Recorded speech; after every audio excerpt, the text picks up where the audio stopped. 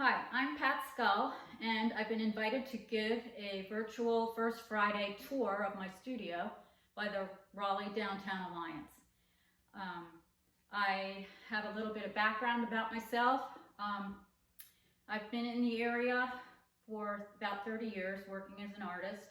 My first studio was at Art Space, where I basically painted mostly. And then after I was there for a few years, I opened a gallery on Glenwood Avenue for a couple of years until I decided that I wanted to get back into my art full time.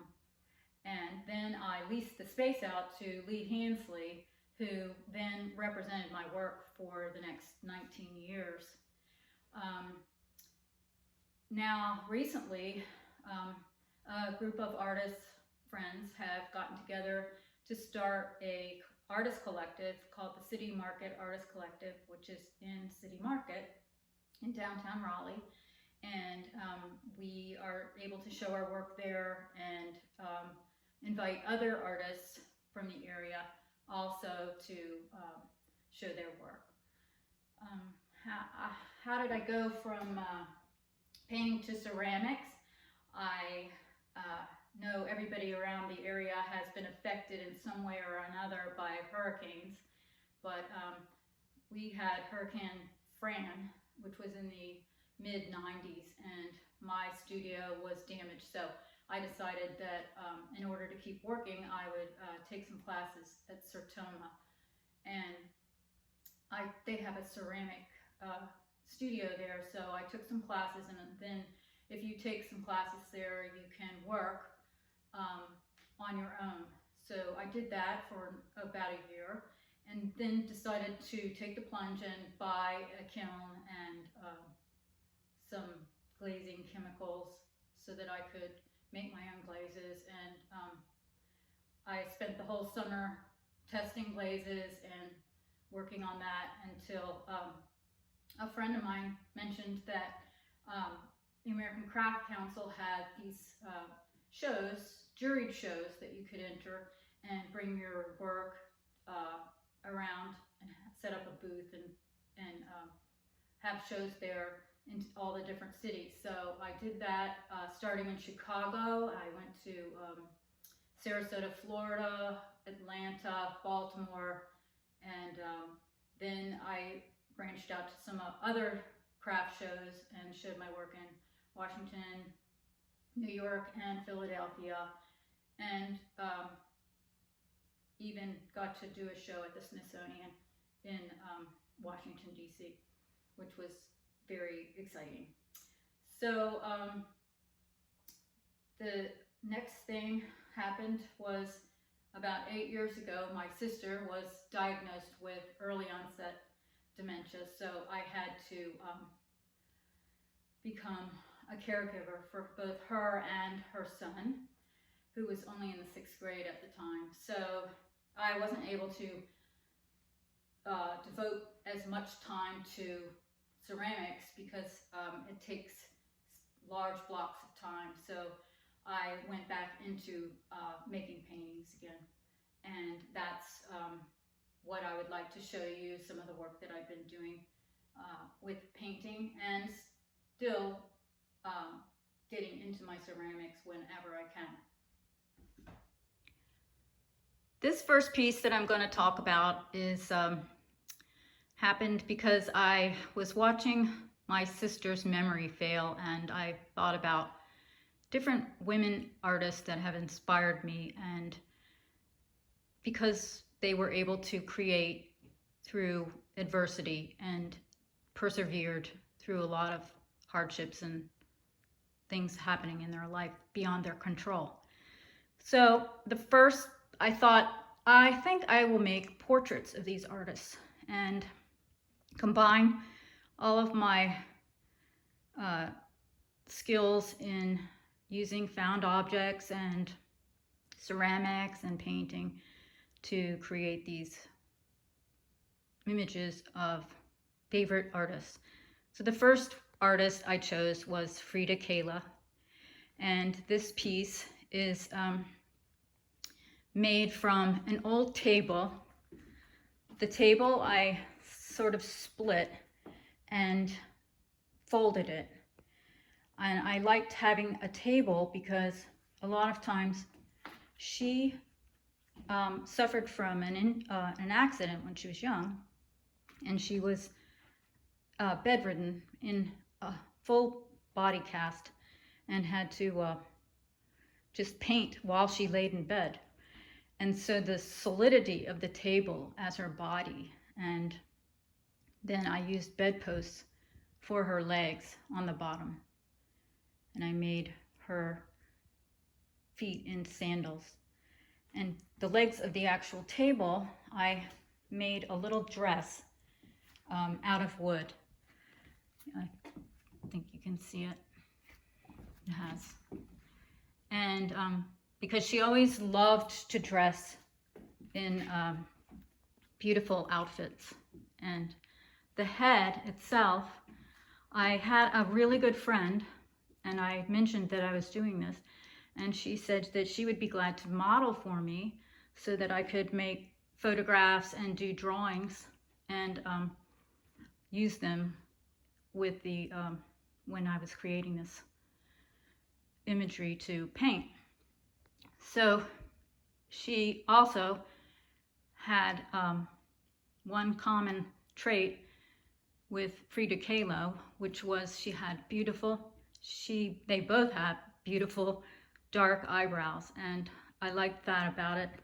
She dressed up in a nice colorful dress, and she was holding her dog, and she had exotic plants around her on her back porch, so it was perfect for including part of her image in this with her eyebrows next to Frida Kahlo's eyebrows.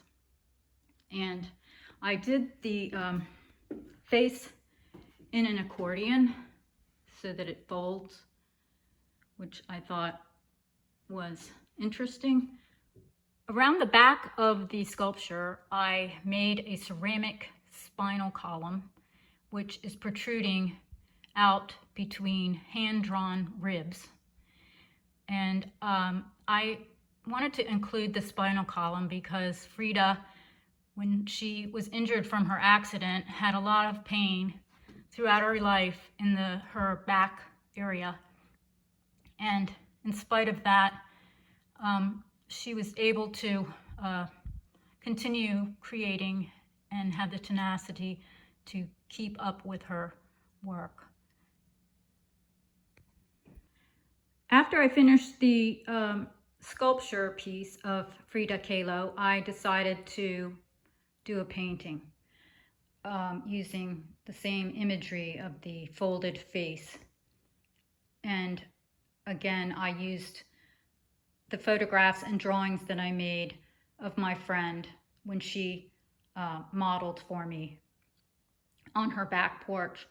And I decided to put her dog in the portrait because Frida always put monkeys and exotic plants. So I thought I would continue with that since we didn't have a monkey. But I did have a wind-up antique monkey in my studio, and I thought it would be interesting to put the little face of the monkey kind of hidden to the side as if I were the monkey and observing the whole scene. After I finished the painting of Frida Kahlo, I decided to do other women artists that I admired, and so I started painting their portraits. I chose the one on the left is Lee Bontaku, and the one on the right is Louise Nevelson. I also did paintings of Louise Bourgeois and Allison and Betty Saar, Judy Chicago, Miriam Shapiro, and Ruth Asawa. The last piece from the series was a 3D sculpture of Lee Bontaku. I wanted to explore both her early way of working and her later way of working. So the dress, I don't know if you're familiar with her work, but she sewed big canvas pieces on welded together metal frames, and they were very industrial looking. So I wanted to do something with the canvas, and I made strips of canvas and hand dyed them in a subtle way, and fit them over a metal frame for a skirt, and had the sort of industrial look with the metal pail in the center part of the work. I attached hands to that metal pail in kind of the way that you would hold a needle, because she used to sew her work together. The upper part of the sculpture, the head part of the sculpture, is my interpretation of some of her absolutely wonderful mobile-like pieces that she makes that float in the air, and she connects that same kind of fabric movement with using little pieces of ceramics and found objects in her work. So I tried to create the same thing. And then the imagery of her head is hanging beneath it, and she is sort of emerging from a piece of canvas.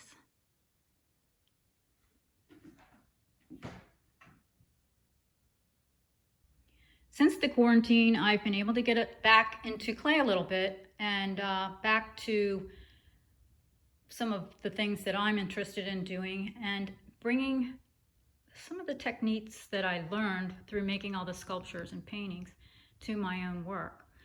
And this is one piece that I have recently completed. I live in the woods, and everything you do out here, there's something living inside of something living inside of something. And there's beautiful textural qualities to all the jungle trees and flowers and butterflies and all the things that are going on that inspire my work. And I try to put these things that I see into my ceramics. These are vessels, and the reason I did that is because I like the idea of a vessel that can hold memories, since my sister is slowly losing her memories. This is one piece that I recently finished.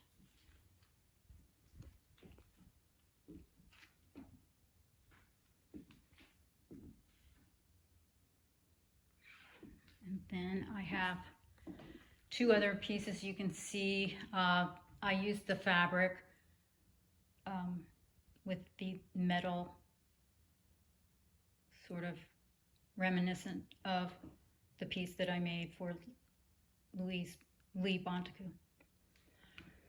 And this one I also used fabric for the wings of the piece. And this last one is mixed media with wire.